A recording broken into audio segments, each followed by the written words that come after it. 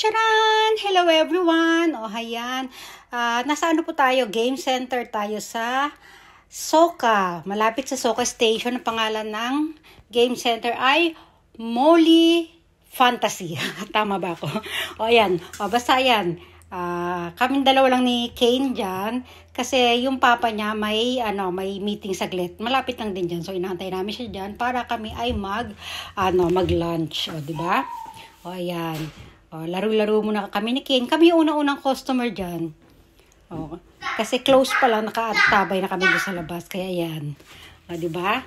O, ito, ikot-ikot na kami ni Kane. O, ayan na, sumakay na siya guys. Pero hindi natin yan nilagyan ng coins ha. Alam niyo naman ang style niyan. Pag nilalagyan natin ng coins, umaalis siya ha. O, kaya ito. O, masid-masid lang tayo sa paligid. Kagaya ng aking sinasabi. Ayan, paikot-ikot lang tayo dyan.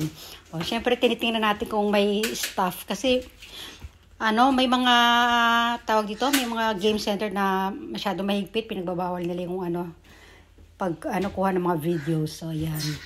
Ito, busy pa naman yung mga staff ng mga panahon na yan, ng mga oras na yan, at ng mga sandaling yan, o, di ba? O, kaya ito, nagawa natin ang paraan. O, ito, naigala ko kayo dito, at higit sa lahat, konti pa lang ang tao. O, di ba? Kasi pag maraming tao, medyo marami ding pagala-gala dyan ng staff. O, ayan, ito yung mga, yung mga games. Hindi ko alam kung ano mga game yan. Hindi ko na may explain pa. Hindi ko rin alam kung paano laruin eh. O, yan, sarapan yan, tindahan ng machichirya. O, ito, game center pa rin to. Basta lahat yan, palibot na yan. Puro game center. Tapos sa may harapan kanina, yun ay bilihan ng mga chichirya na pambata. May mga pang adult din naman kasi na chichirya, di ba?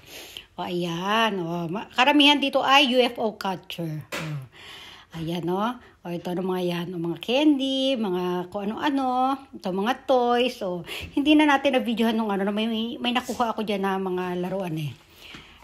Sa UFO catcher. Ayan.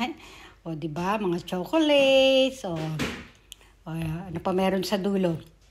Yung sa dulo ay yung mga sinasakyan mga bata.